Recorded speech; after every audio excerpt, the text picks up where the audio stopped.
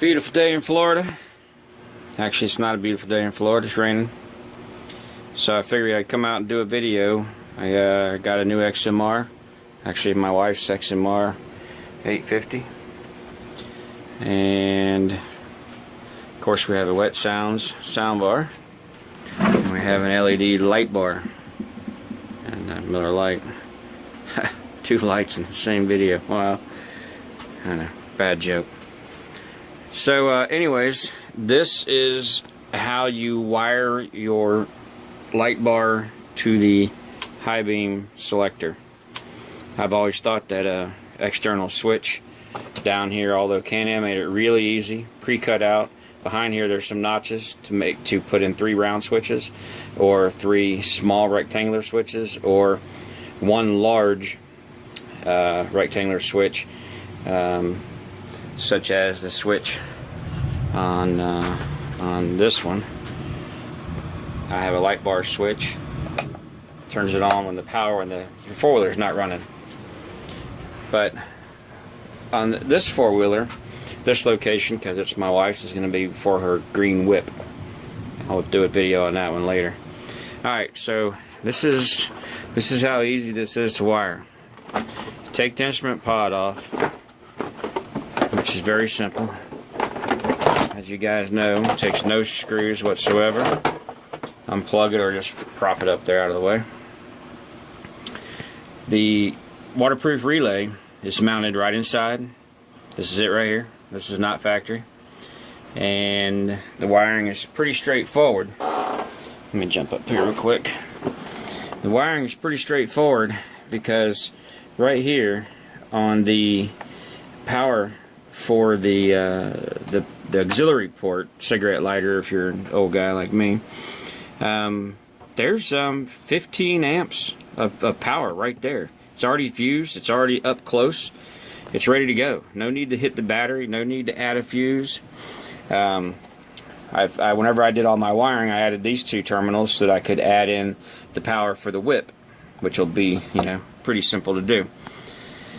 So anyways, the relay mounts here.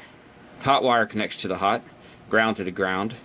The load side of the relay connects to the light bar, along with the ground also to the light bar. And the in this case, the blue wire from the relay is the ground, and the black wire is what triggers, or the sensing wire if you guys are used to audio equipment. It's what turns on the relay, which makes the load, the light, turn on. So that's energized from the high beam circuit, the normal 12 volt high beam circuit. Now if you wanted to, you could get down in there on the back of that fuse panel and find out the blue wire with the white stripe. I think it's blue or purple. Or you can make it real easy and you can route your wire down. You can route your wire down through. Take a couple of panels off. Sorry, it's dark right there. You know, an inner fender. Take a couple of panels off and route your wire right to where it plugs into the high beam. Cut the wire, strip it back, make a termination on your black wire to the blue wire, or the colored wire of your high beam socket. The high beam socket, I believe, is the one on the inside, the projector. Alright, so the wiring is very, very simple. People that aren't electricians, you're really this will blow your mind on what the fuck's going on here. But this is really simple. The 12 volt right here on terminal 86 black, that's what connects to the high beam circuit of your stock high beam circuitry, the blue wire with the white stripe down near the socket. Now on the relay, the red wire, it says right here, red input, that's what connects to the red on the 12 volt socket. The top red wire, I have the relay laying right here, it's not orientated right now correctly. It would be sitting like this. So left, black is left, right is, just for demonstration purposes, black is left, blue is right. So blue goes to ground, which is, you know, no big deal. That goes to the black wire. But on the bottom side of the relay is what connects to the 12 volt from the battery, or your normal power, which is right here. You know, no problem. Just cut it, make a splice, add the wire onto it. And the top wire is what connects to your LED red wire. And the LEDs are polarity sensitive, so don't just go nilly-willy throwing wires together, because that shit ain't going to work. The center terminal does not perform a function in this application. It could perform an application if you wanted it to. Say you wanted to have a extra set of lights that would run all the time for running lights, an extra couple of little cubes, and you wanted them to be on when the bright light wasn't on.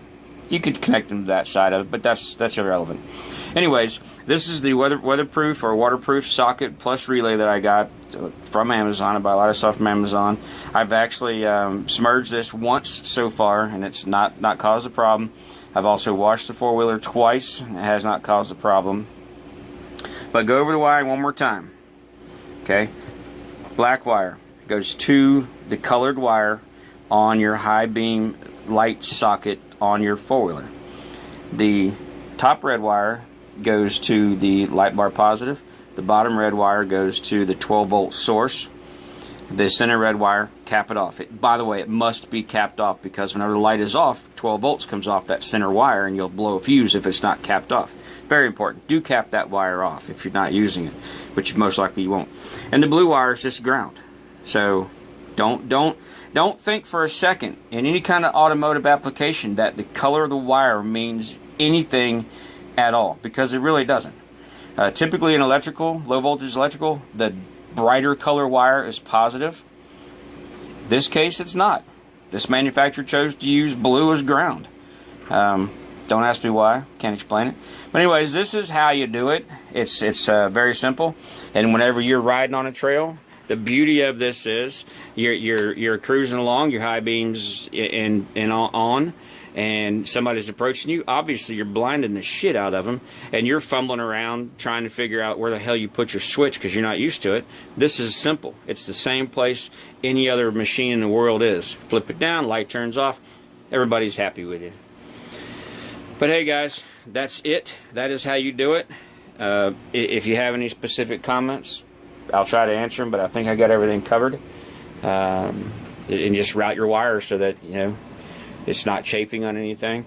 And if you do happen to run your wire to the battery, like I've done for the light bar, for the sound bar, by all means,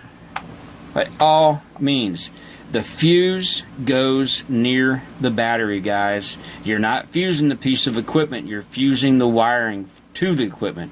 If this fuse wasn't here and this red wire became grounded, this thing would turn red hot, cherry hot, and the way that I routed it, it would be cherry hot, and every single thing that it touched from here to that light bar until that wire decided to burn off that battery terminal would be melted, potentially on fire. So, by all means, use a fuse. Very important to use a damn fuse.